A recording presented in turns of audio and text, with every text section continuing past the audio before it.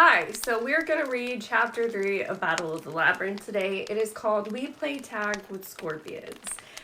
This is for my podcast with Shannon later, so I like to do the reading right before we do the podcast. We're just going to get started.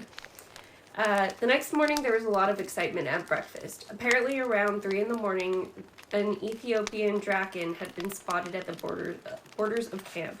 I was so exhausted I slept right through the noise. The magical boundaries had kept the monster out, but it prowled the hills, looking for weak spots in our defenses, and it didn't seem anxious to go away until Lee Fletcher from Apollo's cabin led a couple of his siblings in pursuit. After a few dozen arrows lodged in the chinks of the draken's armor, it got the message and withdrew. "I'm still out there," Lee warned us during the announcements. 20 arrows in its hide. We just made it mad. The thing was 30 feet long and bright green. Its eyes, he shuddered. "You did well, Lee." Chiron patted him on the shoulder. "Everyone stay alert, but stay calm." Hello, Isa. Reading chapter 3. This happened before. "Aye," Quintus said from the head table. "And it'll happen again more and more frequently." The campers murmured among themselves. Everyone knew the rumors. Luke and his army of monsters were planning an invasion of the camp. Most of us expected it to happen this summer, but no one knew how or when. It didn't help that our attendance was down. We only had about 80 campers. 3 years ago, when I'd started, there had been more than 100. Some had died, some had joined Luke, some had disappeared. "This is a good reason for new war games," Quintus continued with a glint in his eyes. "We'll see how you all do with that tonight." "Yes," Chiron said. "Well enough announcements. Let us bless this meal and eat." He raised his goblet. "To the gods!" We all raised our glasses and repeated the blessing. Tyson and I took our plates to the bronze brazier and scraped a portion of our food into the flames. "I hope the gods liked raisin toast and Fruit Loops." "Poseidon," I said. Then I whispered, "Help me with Nico and Luke and Grover's problem." There was so much to worry about, I could have stood there all morning, but I headed back to my table. Once everyone was eating, Chiron and Grover came over to visit. Grover was bleary-eyed, his shirt was inside out. He slid his plate onto the table and slumped next to me. Tyson shifted uncomfortably. "I will go, polish my fish ponies." He lumbered off, leaving his breakfast half-eaten. It's so hilarious that Tyson is afraid of Grover, because Grover's like the most innocent of the trio. Chiron tried for a smile. He probably wanted to look reassuring, but in centaur form, he towered over me, casting a shadow across the table. "Well, Percy, how'd you sleep?" Fine." I wondered why he asked that. Was it possible he knew something about the weird iris message I'd gotten? "I brought Grover over," Chiron said, "because I thought you two might want to discuss matters. Now, if you'll excuse me, I have some iris messages to send. I'll see you later in the day." He gave Grover a meaningful look and then trotted out of the pavilion. "What's he talking about?" I asked Grover. Grover chewed his eggs. I could tell he was distracted because he bit off the tines of his fork and chewed those down as well. "He wants you to convince me," he mumbled. Somebody else slid next to me on the bench. Annabeth. "I'll tell you what it's about," she said. "The Labyrinth." It was hard to concentrate on what she was saying because everybody in the dining pavilion was stealing glances at us and whispering. And Annabeth was right next to me. Right next to me. "You're not supposed to be here," I said. "We need to talk," I insisted. But the rules." She knew as well as I did that campers weren't allowed to switch tables. Satyrs were different. They weren't really demigods, but the half-bloods had to sit with their cabins. I wasn't even sure what the punishment was for switching tables. I'd never seen it happen. If Mr. D had been here, he probably would have strangled Annabeth with magical grapevines or something. But Mr. D wasn't here. Chiron had already left the pavilion. Quintus looked over and raised an eyebrow, but he didn't say anything. "Look," Annabeth said, "Grover is in trouble. He's the only one... there's only one way we can figure to help him. It's the Labyrinth. That's what Clarice and I have been investigating." I shifted my weight, trying to think clearly. "You mean the maze where they kept the Minotaur back in the old days?" "Exactly," Annabeth said. "So it's not under the King's Palace in Crete anymore, I guessed. The Labyrinth is under some building in America?"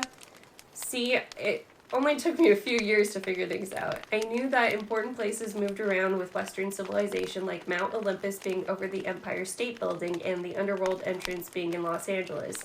I was feeling pretty proud of myself. Annabeth rolled her eyes. Under a building? Please, Percy. The labyrinth is huge. It wouldn't fit under a single city, much less a single building. I thought about my dream of Nico at the River Styx. So is the labyrinth part of the underworld? No, Annabeth frowned.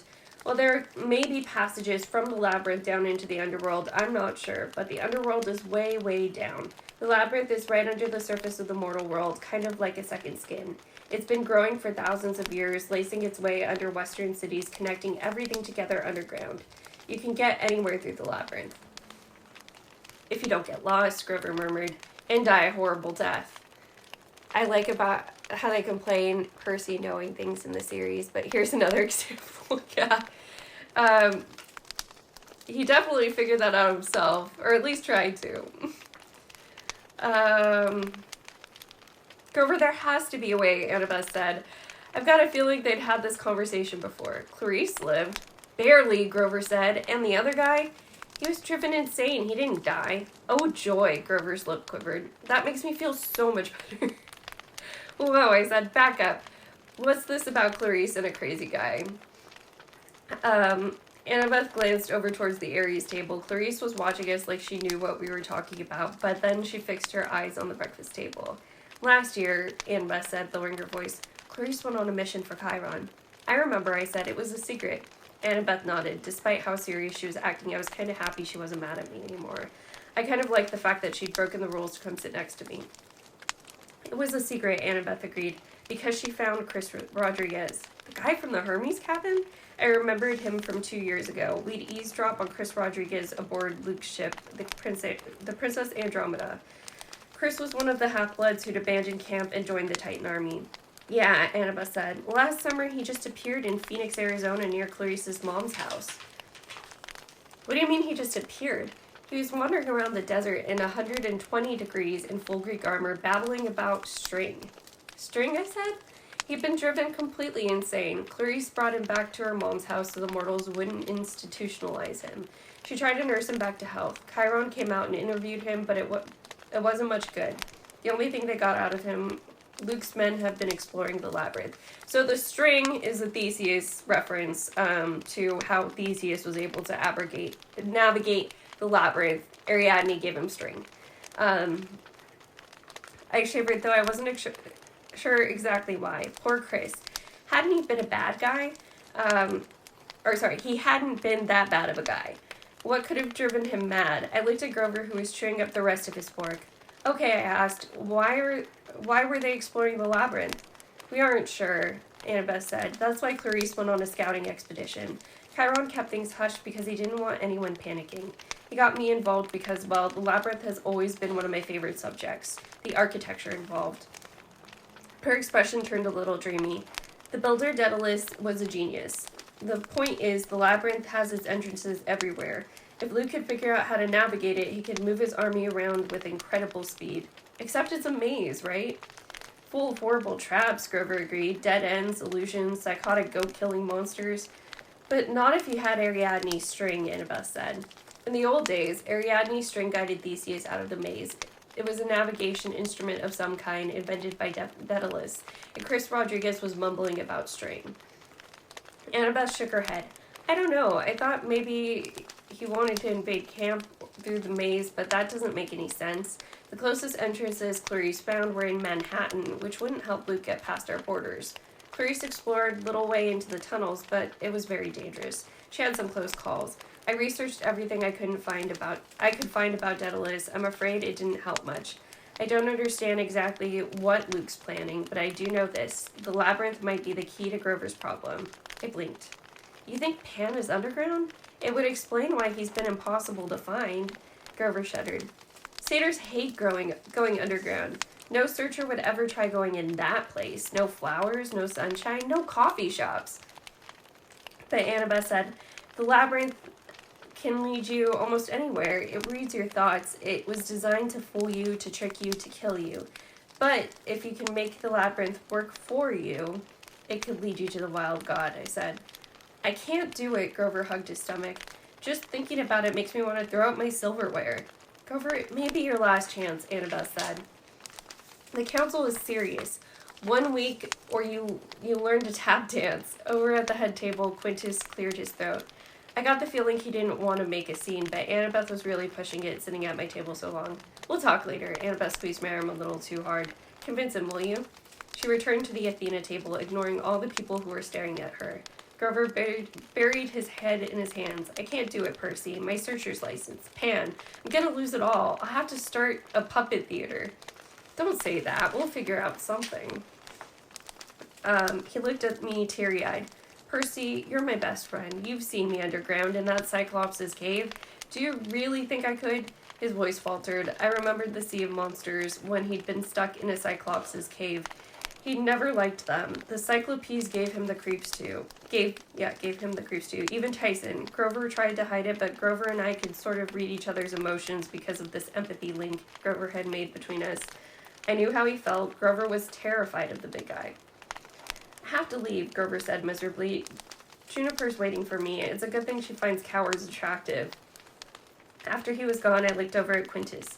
He nodded gravely, like we were sharing some dark secret. Then he went back to cutting his sausage with the dagger. In the afternoon, I went down to the Pegasus stables to visit my friend Blackjack. Yo, boss! He capered around his stall, his black wings buffeting the air. You bring me some sugar cubes? You know those aren't good for you, Blackjack. Yeah, so you brought me some, huh? I smiled and fed him a handful. Blackjack and I went back a long way. I sort of helped rescue him from Luke's demon cruise ship a few years ago, and ever since, he's insisted on repaying me with favors. So we got any quests coming up? Blackjack asked. I'm ready to fly, boss. I patted his nose. Not sure, man. Everybody keeps talking about underground mazes. Blackjack whinnied nervously. Nuh-uh, not for this horse. You ain't gonna be crazy enough to go in no maze, boss, are ya? You'll end up in the glue factory. You may be right, Blackjack. We'll see. Blackjack crunched down his sugar cubes. He shook his mane like he was having a sugar seizure. Whoa, good stuff. Well, boss, you come to your senses and want to fly somewhere, just give me a whistle. Old Blackjack and his buddies will stampede anybody for you. I told him to I'll keep it in mind. Then a group of younger campers came to the stables to start their riding lessons, and I decided it was time to leave. I had a bad feeling I wasn't going to see Blackjack for a long time. That night after dinner, Quintus had us suit up in combat armor like we were getting ready for Capture the Flag, but the mood among the campers was a lot more serious. Sometime during the day, the crates in the arena had disappeared, and I had a feeling whatever was in them had been emptied into the woods. Right, Quintus said, standing on the head dining table. Gather round. He was dressed in black leather and bronze. In the torchlight, his gray hair made him look like a ghost. Miss O'Leary bounded happily around him, foraging for dinner scraps. You'll be in teams of 2, Quintus announced. When everybody started talking and trying to grab their friends, he yelled, which have already been chosen. Aww, everybody complained. Your goal is simple. Collect the gold laurels without dying. The wreath is wrapped in a silk package tied to the back of one of the monsters. There are 6 monsters. Each one has a silk package. Only one holds the laurels. You must find the wreath before the other teams, and of course you will have to slay the monster to get it and stay alive. The crowd started murmuring excitedly. The task sounded pretty straightforward. Hey, we'd all slain monsters before. That's what we trained for. I will now announce your partners, Quintus said. There will be no trading, no switching, no complaining. Oh, Miss O'Leary buried her face in a plate of pizza.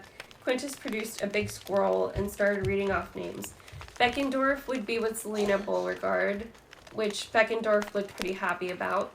The Stoll brothers, Travis and Connor, would be together, no surprise. They did everything together. Clarice was with Lee Fletcher from the Apollo cabin. Melee and ranged combat combined, they would be a tough combo to beat. Quintus kept rattling off the names until he said, Percy Jackson with Annabeth Chase. Nice, I grinned at Annabeth. Your armor is crooked, was her only comment, and she redid my straps for me. Grover Underwood, Quintus said, with Tyson. Grover just about jumped out of his goat fur. What? But, no, Tyson whimpered. Must be mistake, go boy. No complaining, Quintus ordered. Get with your partner, you have 2 minutes to prepare. Just throwing them right together, I love it. Tyson and Grover both looked at me pleadingly. I tried to give them an encouraging nod and gestured that they should move together. Tyson sneezed. Grover started chewing nervously on his wooden club. They'll be fine, Annabeth said. Come on, let's worry about how we're going to stay alive. It was still light when we got into the woods, but the shadows from the trees made it feel like midnight. It was cold, too, even in summer. Annabeth and I found tracks almost immediately, scuttling marks made by something with a lot of legs. We began to follow the trail. We jumped a creek and heard some twigs snapping nearby. We crouched behind a boulder, but it was only the Stoll brothers tripping through the woods and cursing. Their dad was the god of thieves, but they were about as stealthy as water buffaloes. Once the Stolls had passed, we forged deeper into the west woods where the monsters were wilder. We were standing on a ledge overlooking the marshy pond when Annabeth tensed. This is where we stopped looking. It took me a second to realize what she meant. Last winter, when we'd been searching for Nico D'Angelo, this is where we'd given up hope of finding him. Grover, Annabeth, and I stood on this rock, and I'd convinced them not to tell Chiron the truth, that Nico was the son of Hades. At the time, it seemed the right thing to do. I wanted to protect his identity. I wanted to be the one to find him and make things right for what happened to his sister. Now, 6 months later, I hadn't even come close to finding him. It left a bitter taste in my mouth. I saw him last night, I said. Annabeth knit her eyebrows. What do you mean? I told her about the iris message. When I was done, she stared into the shadows of the woods. He's summoning the dead? That's not good. The ghost was giving him bad advice, I said, telling him to take revenge. Yeah, spirits are never good advisors. They've got their own agendas, old grudges. They resent the living. He's gonna come after me, I said. The spirit mentioned a maze. She nodded. That settles it. We have to figure out the labyrinth. Maybe, I said uncomfortably, but who sent the iris message if Nico didn't know I was there? A branch snapped in the woods, dry leaves rustled. Something large was moving in the trees just beyond the ridge. That's not the Stoll brothers, Annabeth whispered. Together we drew our swords. Okay, so Annabeth's line, the spirits are never good advisors, they've got their own agendas, old grudges, and they resent the living. That brings up for me in the Odyssey, when Odysseus goes to the underworld, Achilles tells him, like, the whole thing wasn't worth it. Like, the trading glory and a short life for being a nameless, faceless old man one day, Achilles in the underworld said it wasn't worth it. And so that's what I think of when Annabeth's like, they resent the living, because Achilles was so about his Kleos before, and then to have him in the Odyssey in the underworld, like, yeah, I should have just lived and been nameless. Like, I get where Rick is going with this one. Okay, so we got to Zeus's fist, a huge pile of boulders in the middle of the West Woods. It was a natural landmark where campers often rendezvoused on hunting expeditions, but now there was nobody around. Over there, Annabeth whispered. No, wait, I said, behind us. It was weird. Scuttling noises seemed to be coming from several different directions. We were circling the borders, our swords drawn, when someone right behind us said, hi. We rolled around, and the tree nymph Juniper yelped. Put those down, she protested. Dryads don't like sharp blades, okay? Juniper, Annabeth exhaled. What are you doing here? I live here? I lowered my sword. In the boulders? She pointed toward the edge of the clearing. In the juniper. Duh. It made sense. I felt kind of stupid. I'd been hanging around dryads for years, but I never really talked to them much. I knew they couldn't go very far from their tree, which was their source of life, but I didn't know much else. Are you guys busy? Juniper asked. Well, I said, we're in the middle of this game against a bunch of monsters and we're trying not to die. We're not busy, Annabeth said. What's wrong, Juniper? Juniper sniffled. She wiped her silky sleeve under her eyes. It's Grover. He seems so distraught. All year he's been looking for Pan, and every time he comes back, it's worse. I thought maybe at first he was seeing another tree. No, Annabeth said, as Juniper started crying. Seeing another tree. I'm sure that's not it. He had a crush on a blueberry bush once, Juniper said miserably. Juniper, Annabeth said. Grover would never even look at another tree. He's just stressed about his searcher's license.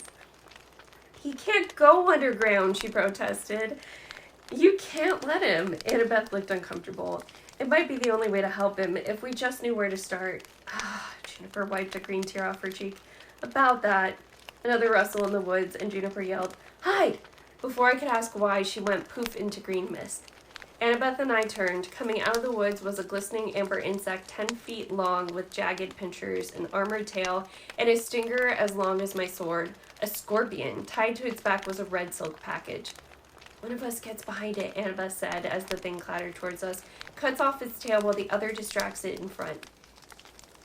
I'll take point, I said. You've got the invisibility hat. She nodded. We fought together so many times we knew each other's moves.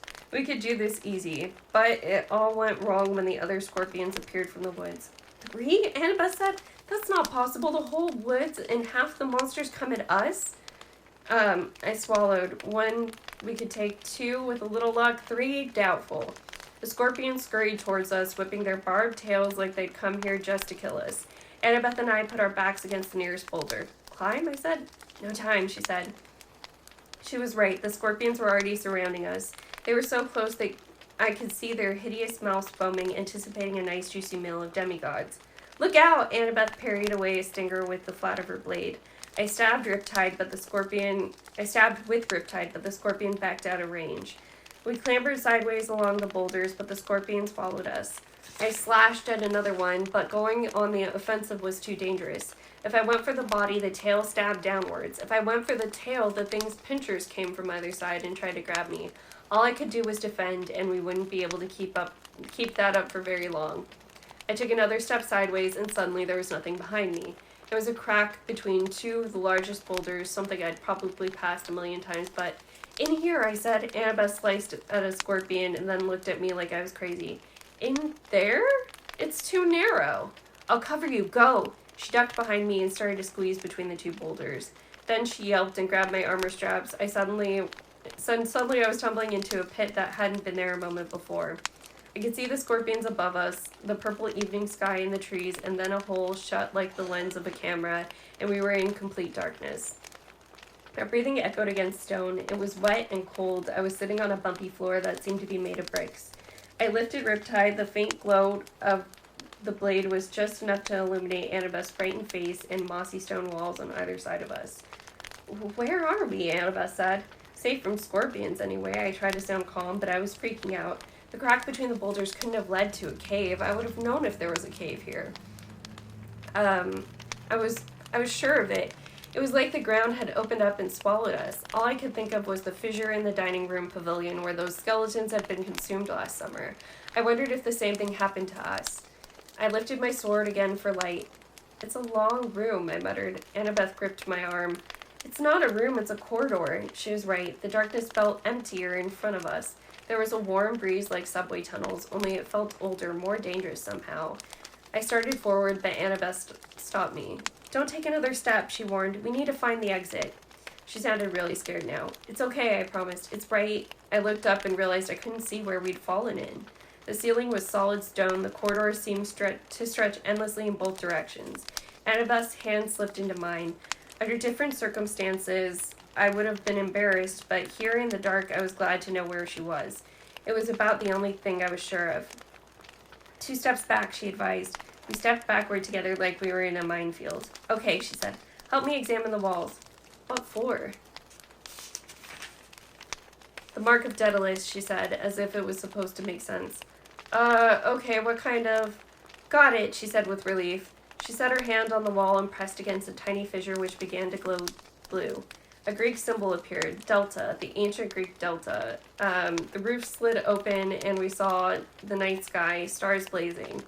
It was a lot darker than it should have been. Metal ladder rungs appeared in the side wall leading up, and I could hear people yelling our names.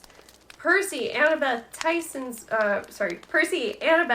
voice bellowed the loudest, but others were calling too. I looked nervously at Annabeth, then we began to climb. We made our way around the rocks and ran into Clarice and a bunch of other campers carrying torches. Where have you 2 been? Clarice demanded. We've been looking forever. But we were only gone a few minutes, I said. Chiron trotted up, followed by Tyson and Grover. Percy, Tyson said. You're okay? We're fine, I said. We fell in a hole. The others looked at me skeptically, then Annabeth. Honest, I said. There were 3 scorpions after us, so we ran and hid in the rocks, but we were only gone a minute. You've been missing for almost an hour, Chiron said. The game is over. Yeah, Grover muttered. We would have won, but a cyclops sat on me. It was an accident, Tyson protested, and then he sneezed. Clarice was wearing the gold laurels, but she didn't even brag about winning them. which wasn't like her. A hole, she said suspiciously.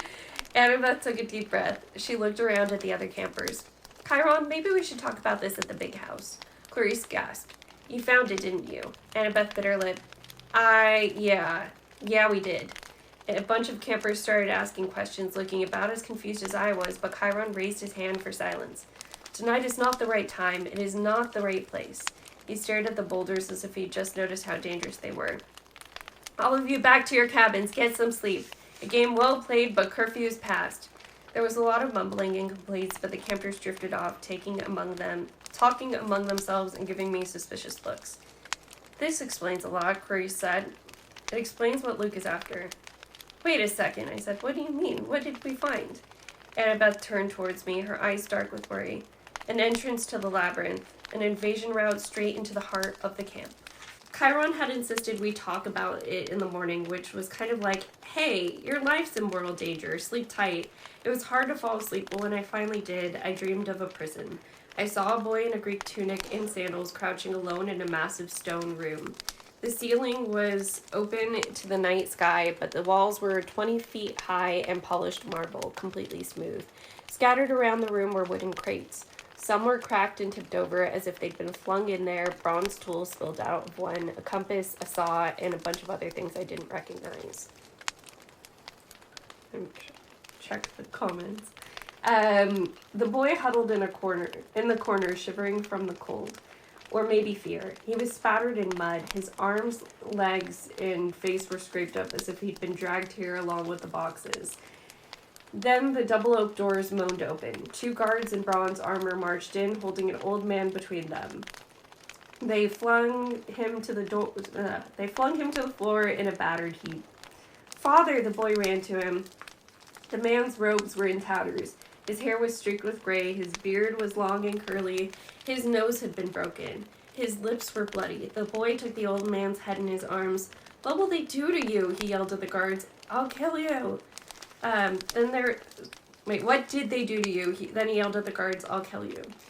There'll be no killing today, a voice said. The guards moved aside. Beside them stood a tall man in white robes. He wore a thin circlet of gold on his head. His beard was pointed like a spear blade. His eyes glittered cruelly. You helped the Athenian kill my Minotaur, Daedalus. You turned my own daughter against me. You did that yourself, your majesty, the old man croaked. The guard planted a kick in the old man's ribs. He groaned in agony. The boy cried, Stop! You love your maze so much, the king said. I have decided to let you stay here. This will be your workshop. Make me new wonders, amuse me. Every maze needs a monster. Every maze needs a monster. You shall be mine. That's a little crazy. I don't fear you, the old man croaked. The king smiled coldly. He locked his eyes on the boy. But a man cares about his son, eh? Displease me, old man, and the next time my guards inflict a punishment, it'll be on him.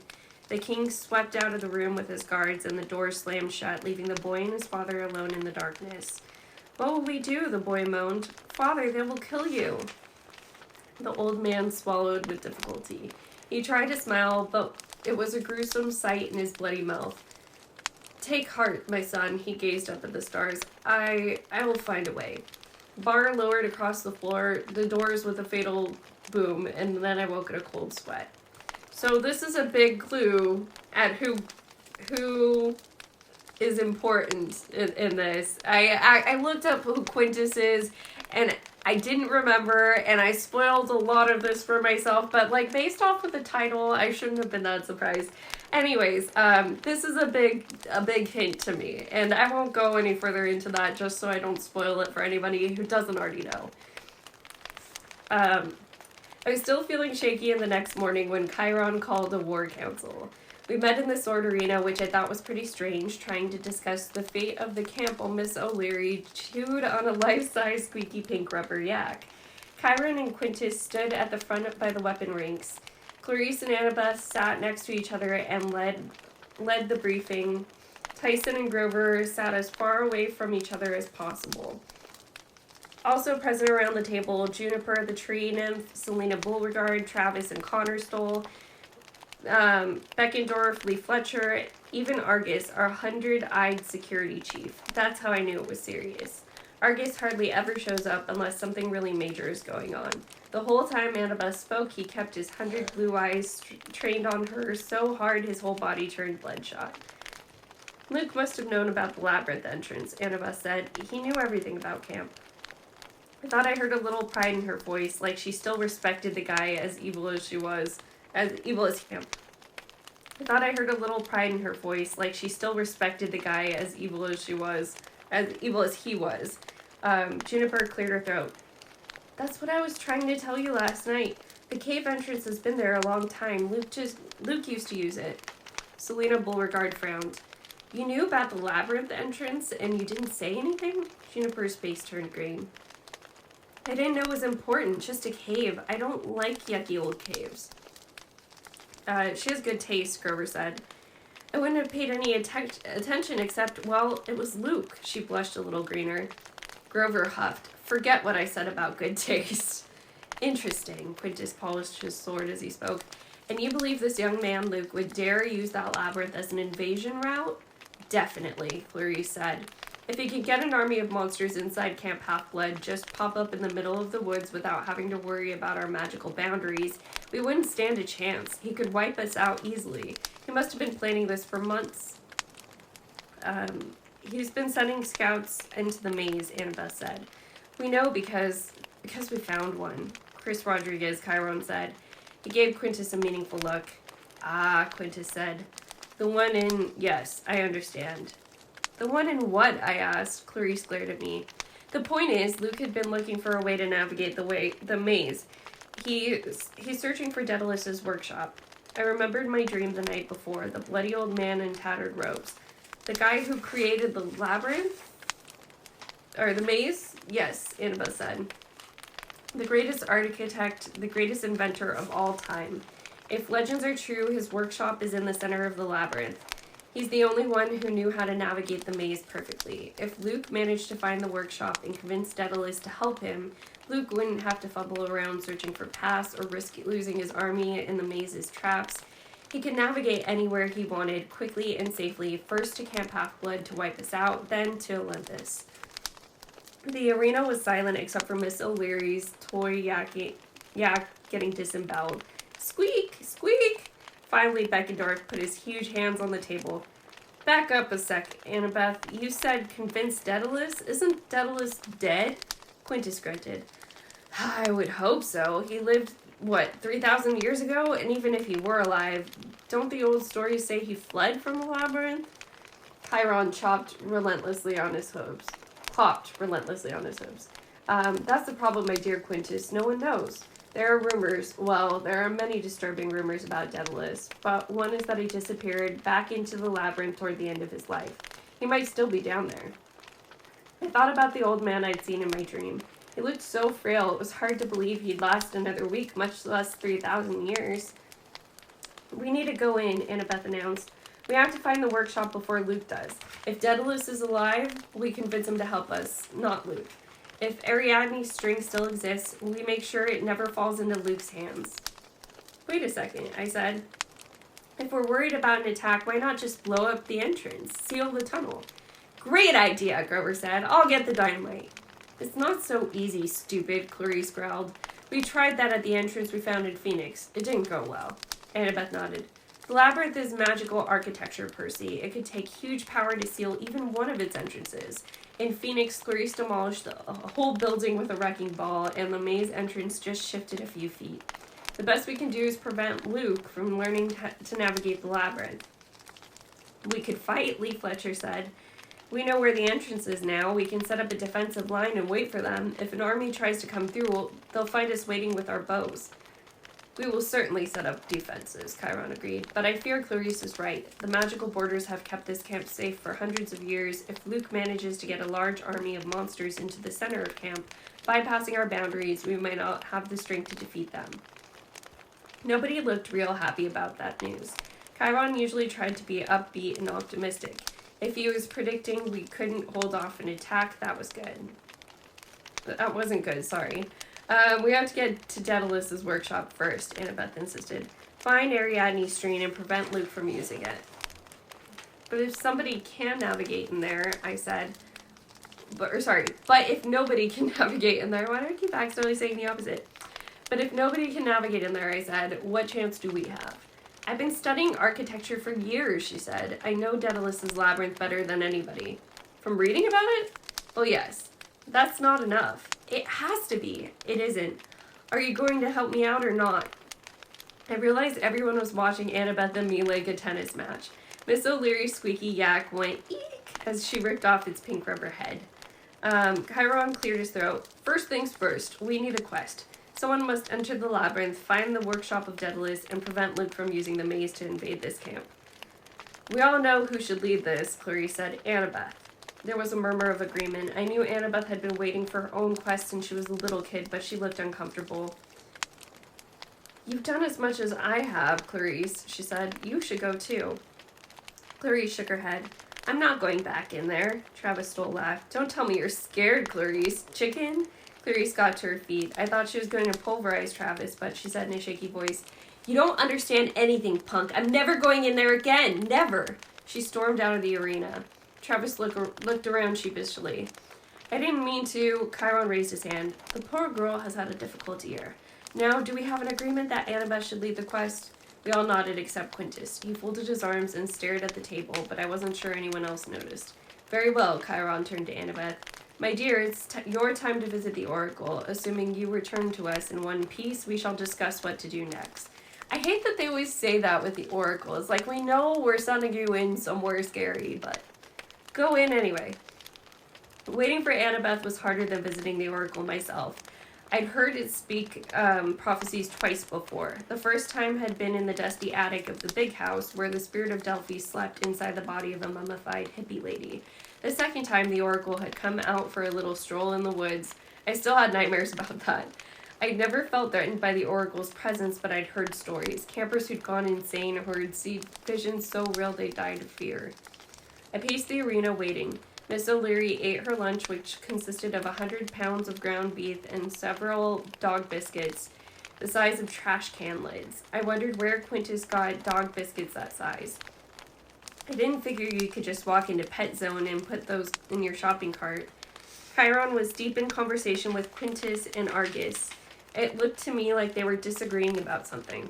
Quintus kept shaking his head. On the other side of the arena, Tyson and the Stoll brothers were racing miniature bronze chariots that Tyson had made out of armor scraps. I gave up on pacing and left the arena. I stared across the fields at the big house, attic window, dark and still. What was taking Annabeth so long? I was pretty sure it hadn't taken me this long to get my quest. Percy, a girl was whispered. Juniper was standing in the bushes. It's weird how she almost turned invisible when she was surrounded by plants. She gestured me over urgently. You need to know, Luke wasn't the only one I saw around that cave. What do you mean? She glanced back at the arena. I was trying to say something, but he was right there. Who? The sword master, she said. He was poking around the rocks. My stomach clenched. Quintus? When? I don't know. I don't pay attention to time. Maybe a week ago when he first showed up? What was he doing? Did he go in? I'm not sure. He's creepy, Percy. I didn't even see him come into the glade. Suddenly he was just there. You have to tell Grover it's too dangerous. Juniper? Grover called from inside the arena. Where'd you go? Juniper sighed. I'd better go in. Just remember what I said. Don't trust that man. She ran into the arena. I stared at the big house, feeling more uneasy than ever. If Quintus was up to something, I needed Annabeth's advice. She might know what to make of Juniper's news, but where the heck was she? Whatever was happening with the Oracle, it shouldn't be taking this long. Finally, I couldn't stand it anymore. It was against the rules, but then again, nobody was watching. I ran down the hill and headed across the fields. The front parlor of the big house was strangely quiet.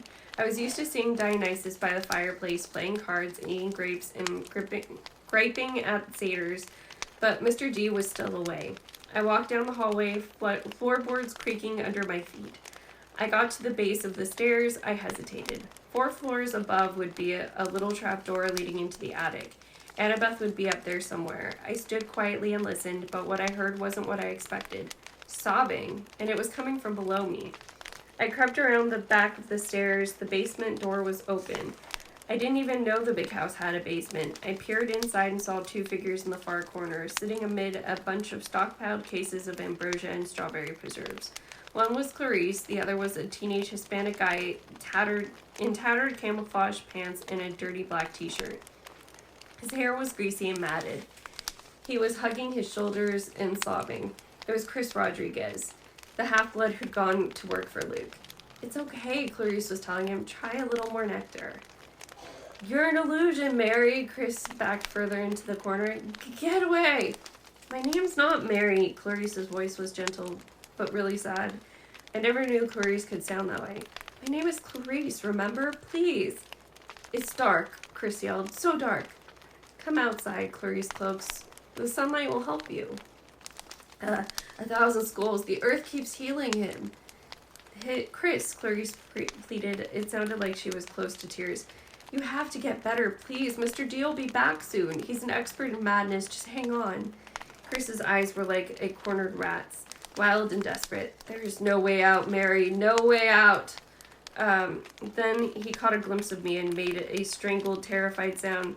"The son of Poseidon, he's horrible!" I backed away, hoping Clarice hadn't seen me. I listened for her to come charging out and yell at me, but instead she just kept talking to Chris in a sad, pleading voice, trying to get him to drink the nectar. Maybe she thought it was part of Chris's hallucination, but son of Poseidon? Chris had been looking at me, and yet why did I get the feeling he hadn't been talking about me at all? In Clarice's tenderness, it had never even occurred to me that she might like someone. But the way she said Chris's name, she'd known him before he changed sides.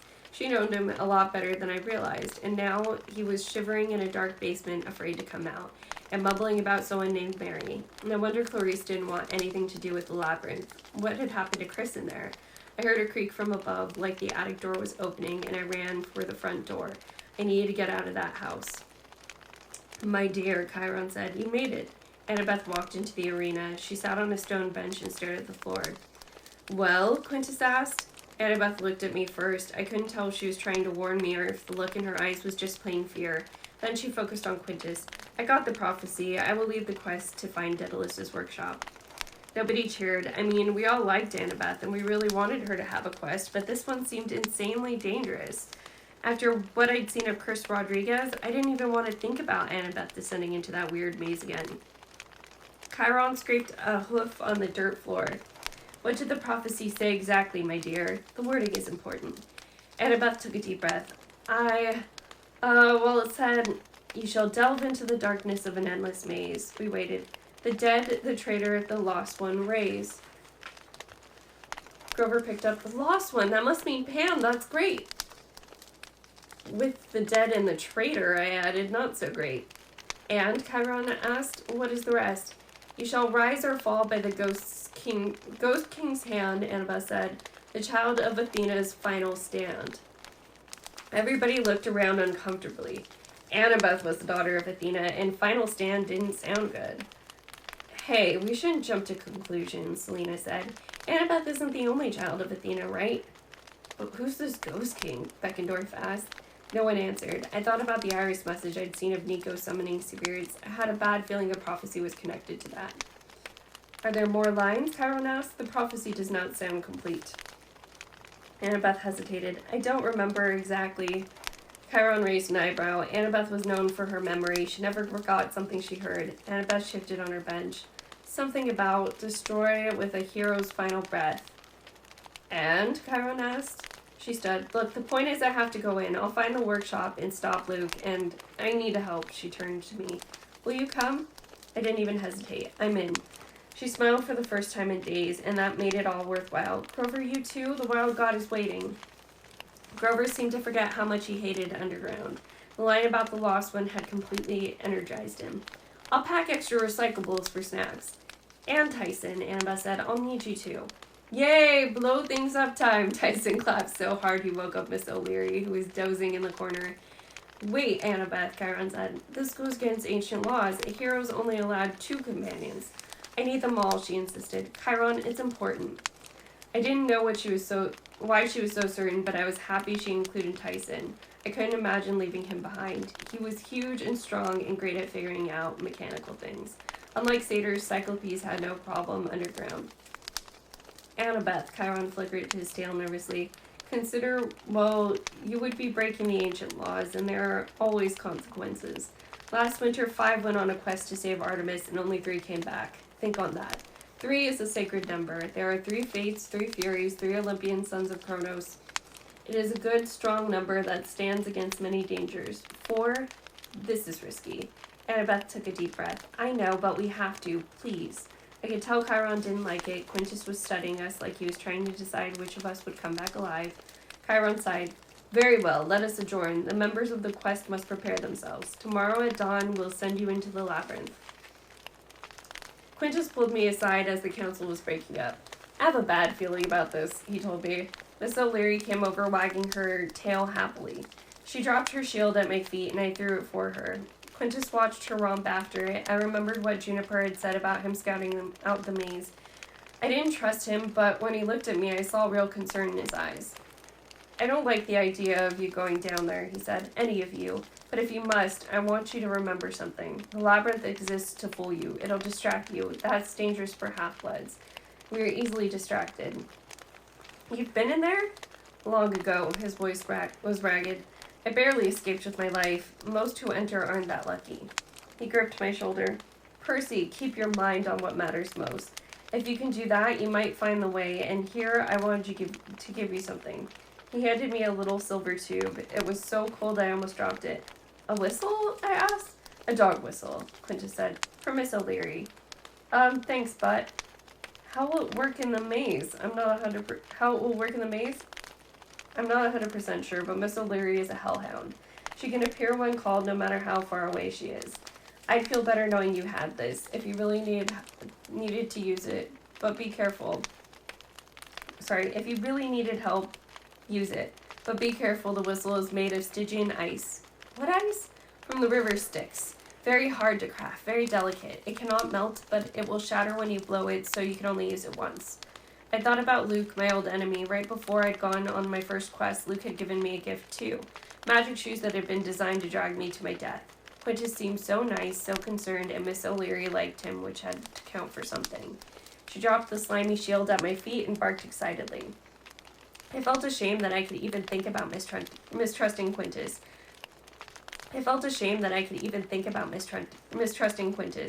But then again, I trusted Luke once. Thanks, I told Quintus. I slipped the freezing whistle into my pocket, promising myself that I would never use it, and dashed off to Annabeth. God, that trauma from Luke really might set him back. As long as I'd been at camp, I'd never been inside the Athena cabin. It was a silvery building, nothing fancy, with plain white curtains and a carved stone owl over the doorway. The owl's onyx eyes seemed to follow me as I walked closer. Hello? I called inside. Nobody answered. I stepped in and caught my breath. The place was a workshop for brainiac kids. The bunks were all pushed against one wall, as if sleeping didn't matter very much. Most of the room was filled with workbenches and tables and sets of tools and weapons. The back of the room was a huge library crammed with old scrolls and leather-bound books and paperbacks. There was an architect's drafting table with a bunch of rulers and protractors and some 3D models of buildings. Huge old war maps were plastered over the ceiling, sets of armor hung over the windows, their bronze plates glinting in the sun. Annabeth stood in the back of the room, rifling through old scrolls. Knock, knock, I said. She turned with a start. Oh, hi, I didn't hear you. You okay? She frowned at the scroll in her hands. Just trying to do some research. Daedalus's labyrinth is so huge. None of the stories agree about anything. The maps just lead from nowhere to nowhere. I thought about what Quintus had said, how the maze tries to distract you. I wondered if Annabeth knew that already. We'll figure it out, I promised. Her hair had come loose and was hanging in a tangled blonde curtain around her face. Her gray eyes looked almost black. I've wanted to lead a quest since I was 7, she said. You're going to do awesome. She looked at me gratefully, but then stared down at all the books and scrolls she'd pulled from the shelves. I'm worried, Percy. Maybe I shouldn't have asked you to do this. Or Tyson. Or Grover. Or Tyson and Grover. Hey, we're your friends. We wouldn't miss it. But, she stopped herself. What is it, I asked. The prophecy? I'm sure it's fine, she said in a small voice. What was the last line? Then she did something that really surprised me. She blinked back tears and put out her arms. I stepped forward and hugged her. Butterflies started turning my stomach into a mosh pit. Ooh, boy, you got it bad, but you don't even know it yet. Hey, it's okay, I patted her back. I was aware of everything in the room. I felt I could read the tiniest print on any book on the shelves. Annabeth's hair smelled like lemon soap. She was shivering. Chiron might be right, she muttered. I'm breaking the rules, but I don't know what else to do. I need you there. It just feels right. Then don't worry about it, I managed. We had plenty of problems before. We've solved them. This is different. I don't want anything to happen to any of you. Behind me, somebody cleared his throat. It was one of Annabeth's half-brothers, Malcolm. His face was bright red. Oh, sorry, he said. Archery practice is starting, Annabeth. Chiron said to come find you? I stepped away from Annabeth. We were just looking at maps, I said stupidly. Malcolm stared at me. Okay. Tell Chiron I'll be right there, Annabeth said, and Malcolm left in a hurry. Annabeth rubbed her eyes. You go ahead, Percy. I'd better get ready for archery. I nodded, feeling more confused than I ever had in my life. I wanted to run from the cabin, but then again I didn't. Annabeth, I said, about your prophecy, the line about a hero's last breath? You're wondering which hero. I don't know. No, something else. I was thinking the last line usually rhymes with the one before. It was something about it. Did it end with the word death? Annabeth stared down at her scrolls. You'd better go, Percy. Get ready for the quest. I'll see you in the morning. I left her there, staring at maps that led from nowhere to nowhere, but I couldn't shake the feeling that one of us wasn't going to come back from this quest alive. So chapter 5, Nico buys Happy Meals for the dead. Already a fun title. I always love the titles of these. Okay, so we're reading chapter 5, Battle of Labyrinth. At least I got a good night's sleep before the quest, right? Wrong. That night in my dreams, I was in the stateroom of the Princess Andromeda. The windows were open on a moonlit sea. Cold wind rustled the velvet drapes. Luke knelt on a Persian rug in front of the golden sarcophagus of Kronos. In the moonlight, Luke's blonde hair looked pure white. He wore an ancient Greek chiton and a himation? I'm so bad at my pronunciation of Greek, so, don't make fun of me. A kind of cape that flowed down his shoulders. The white clothes made him look timeless and a little unreal, like one of the minor gods on Mount Olympus. Last time I'd seen him, he'd been broken and unconscious after a nasty fall from Mount Tam. Now he looked perfectly fine, almost too healthy. Our spies report success, my lord, he said. Camp Half-Blood is sending a quest, as he predicted. Our side of the bargain is almost complete. Excellent. The voice of Kronos didn't so much speak as pierced my mind like a dagger. It was freezing with cruelty. Once we have the means to navigate, I will lead the vanguard through myself. Luke closed his eyes as if collecting his thoughts. My lord, perhaps it is too soon. Perhaps Krios or Hyperion should lead. No, the voice was quiet but absolutely firm. I will lead. One more heart shall join our cause, and that'll be sufficient. At last, I shall rise fully from Tartarus. But the form, my lord, Luke's voice started shaking. Show me your sword, Luke Castellan. A jolt went through me. I realized I'd never heard Luke's last name before. It never even occurred to me.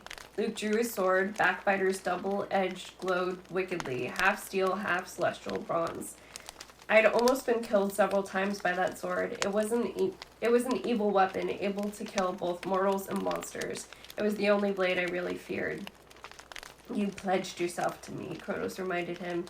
You took this sword as proof of your oath. Yes, my lord, it's just, you wanted power. I gave you that. You are now beyond harm. Soon you will rule the world of gods and mortals. Do you not wish to avenge yourself, to see Olympus destroyed? A shiver ran through Luke's body. Yes. The coffin glowed, golden light filling the room. Then make ready the strike force. As soon as the bargain is done, we shall move forward. First, Camp Half-Blood will be reduced to ashes. Once those bothersome heroes are eliminated, we will march on Olympus. There was a knock on the stateroom doors. The light of the coffin faded. Luke rose. He sheathed his sword, adjusted his white clothes, and took a deep breath. Come in. The doors opened. Two Dracaini slithered in, snake women with double serpent trunks instead of legs. Between them walked Kelly, the Impusa cheerleader from my freshman orientation. Hello, Luke, she smiled. She was wearing a red dress and she looked awesome, but I'd seen her real form. I knew what she was hiding. Mismatched legs, red eyes, fangs, and flaming hair. What is it, demon? Luke's voice was cold. I told you not to disturb me. Kelly pouted. That's not very nice. You look tense. How about a nice shoulder massage? Luke stepped back. If you have something to report, say it. Otherwise, leave. I don't know why you're so huffy these days. You used to be so fun to hang around. That was before I saw what you did to that boy in Seattle. Oh, he meant nothing to me, Kelly said. Just a snack, really. You know my heart belongs to you, Luke. Thanks, but no thanks. Now report or get out. Kelly shrugged. Fine. The advance team is ready as you requested. We can leave, she frowned. What is it? Luke asked. A presence, Kelly said. Your senses are getting dull, Luke. We're being watched. She scanned the stateroom, her eyes focused right on me. Her face withered into a hag's. She bared her fangs and lunged. I woke with a start, my heart pounding. I could have sworn the Impusa's fangs were an inch from my throat. Tyson was snoring in the next bunk. The sound calmed me down a little. I didn't know how Kelly could sense me in a dream, but I'd heard more than I wanted to know.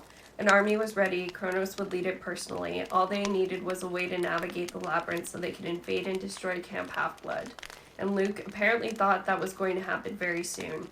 I was tempted to go wake up Annabeth and tell her middle of the night or not. Then I realized the room was lighter than it should have been. A blue and green glow was coming from the saltwater fountain, brighter and more urgent than the night before. It was almost like water was humming. I got out of bed and approached. No voice spoke out of the water this time, asking for a deposit. I got the feeling the fountain was waiting for me to make the first move. I probably should have gone back to bed. Instead, I thought about what I'd seen last night, the weird image of Nico at the banks of the river Styx. You're trying to tell me something, I said. No response from the fountain. All right, show me, Nico D'Angelo. I didn't even throw a coin in, but this time it didn't matter. It was like some other force had control of the water besides the Iris messenger goddess. Besides Iris the messenger goddess. The water shimmered. Nico appeared, but he was no longer in the underworld. He was standing in a graveyard under a starry sky. Giant willow trees loomed all around him. He was watching some gravediggers at work. I heard shovels and saw dirt flying out of a hole. Nico was dressed in a black cloak. The night was foggy, it was warm and humid, and frogs were croaking. A large Walmart bag sat next to Nico's feet. Is it deep enough yet? Nico asked. He sounded irritated. Nearly, my lord. It was the same ghost I'd seen Nico with before, the faint shimmering image of a man. But my lord, I tell you, this is unnecessary. You have me for advice. I want a second opinion, Nico snapped his fingers. The digging stopped. Two figures climbed out of the hole. They weren't people. They were skeletons in ragged clothes. You are dismissed, Nico said. Thank you. The skeletons collapsed into piles of bones. You might as well thank the shovels, the ghost complained. They have as much sense. Nico ignored him. He reached into his Walmart bag and pulled out a 12-pack of Coke. He popped open a can. Instead of drinking it, he poured it into the grave. Let the dead taste again, he murmured. Let them rise and take this offering. Let them remember. Kind of interesting they have him buy Coke to make an offering with instead of wine because he's like a literal child. He dropped the rest of the Cokes into the grave and pulled out a white paper bag decorated with cartoons. I hadn't seen one in years, but I recognized it. A McDonald's Happy Meal. He turned it upside down and shook the fries and hamburger into the grave. In my day, we used animal blood, the ghost mumbled. It's perfectly good enough. They can't taste the difference. I will treat them with respect, Nico said, as his 12-year-old's dropping McDonald's into a grave. I'm sorry. At least keep the toy, the ghost said. Be quiet, Nico ordered. He emptied another 12-pack of soda and 3 more Happy Meals into the grave, then began chanting in ancient Greek. I caught only some of the words, a lot about the dead and memories and returning from the grave. Real happy stuff.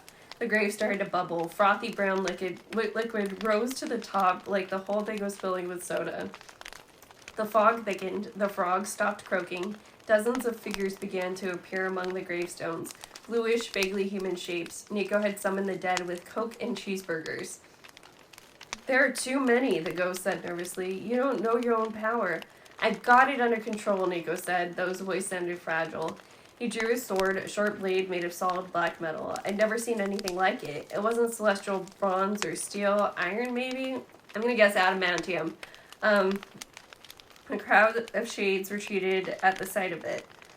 One at a time, Nico commanded. A single figure floated forward and knelt at the pool. It made a slurping sound as it drank.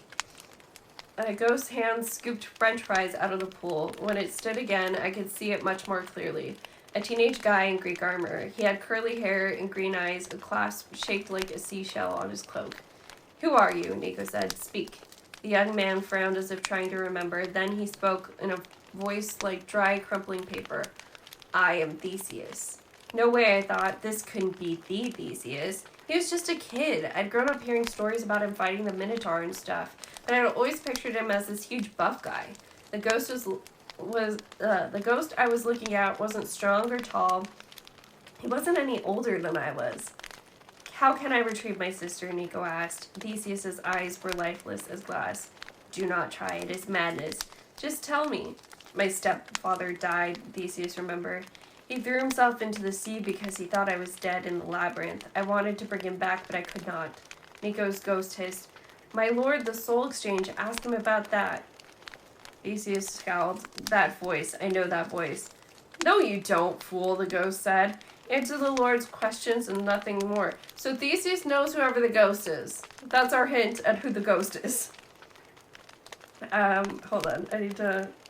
I know that voice. We're gonna talk about that later. No you don't, you fool, the ghost said. Answer the Lord's questions and nothing more. I know you, Theseus insisted, as if struggling to recall. I want to hear about my sister, Nico said. Will this quest into the labyrinth help me win her back? Theseus was looking for the ghost, but apparently couldn't see him. Slowly, he turned his eyes back on Nico. The labyrinth is treacherous. There's only one thing that saw me through. The love of a mortal girl. The string was only part of the answer. It was the princess who guided me. We don't need any of that, the ghost said. I will guide you, my lord. Ask him if it is true about an exchange of souls. He will tell you. A soul for a soul, Nico asked. Is that true? I must say yes, but the specter...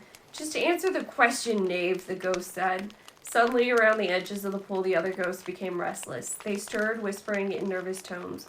I want to see my sister, Nico demanded. Where is she? He is coming, Theseus said fearfully. He has sensed your summons. He comes. Who? Nico demanded.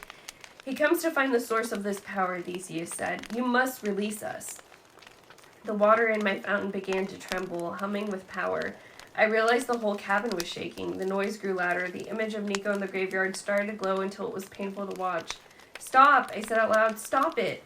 The fountain began to crack. Tyson muttered in his sleep and turned over. Purple light threw horrible ghostly shadows on the cabin walls as if the specters were escaping right out of the fountain. In desperation, I uncapped Riptide and slashed at the fountain, cleaving it in two.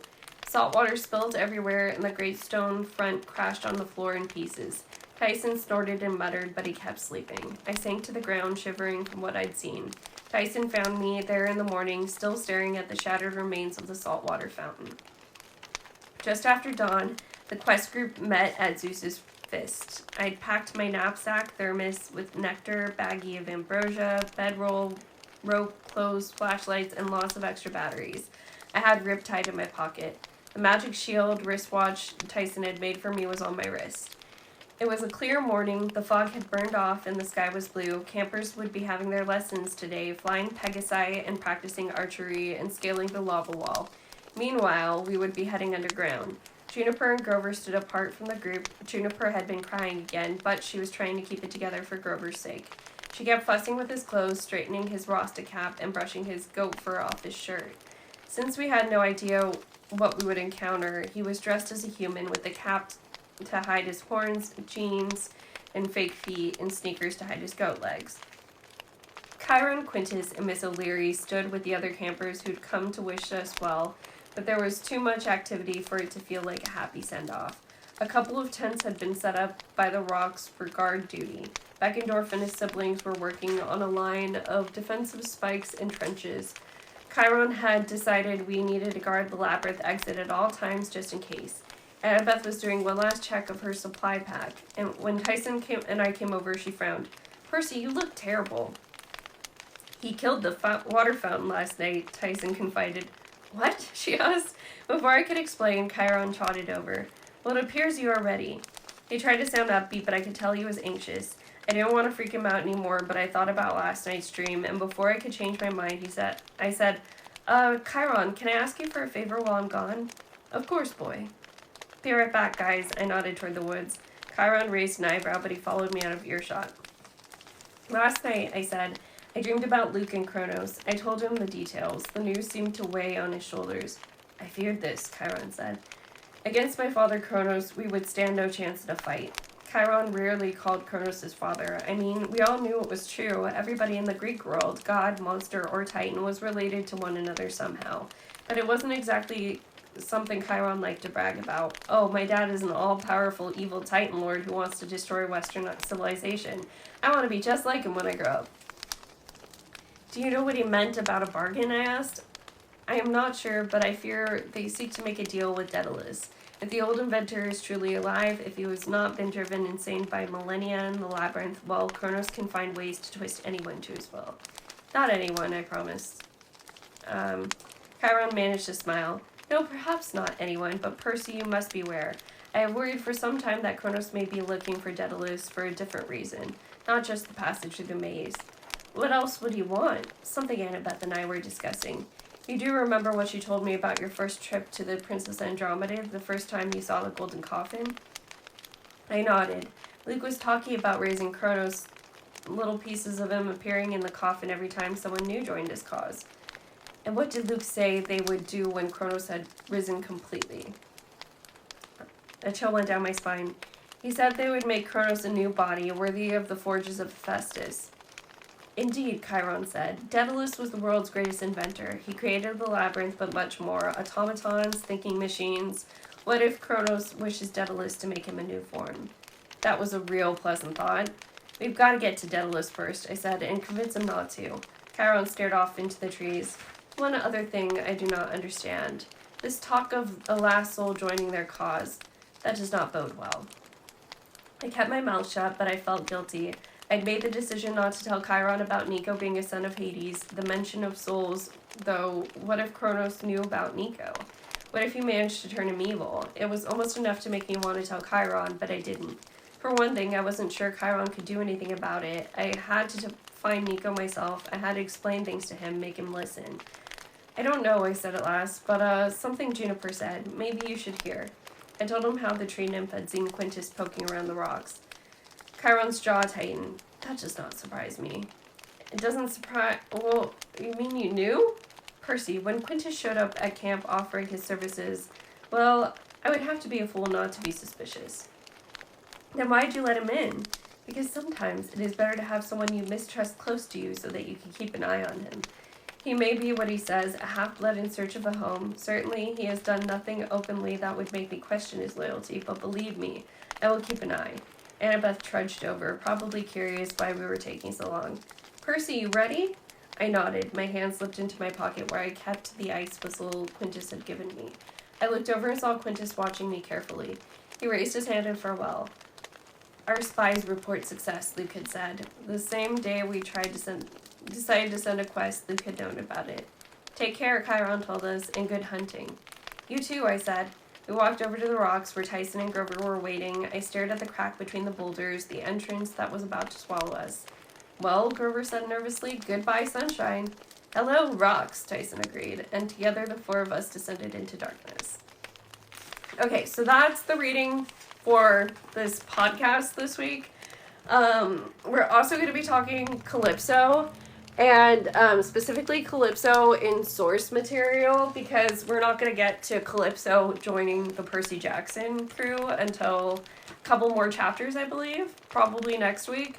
So this one's going to be kind of a prequel, so that we know who Calypso is in mythology before we talk about who she is in Percy Jackson. Anyways, I gotta go. I have William homesick today, even though school's already technically over and stuff. So I'm gonna spend some time with him before I jump on the podcast later tonight. I will see you guys in about 3 hours for the live with Shannon.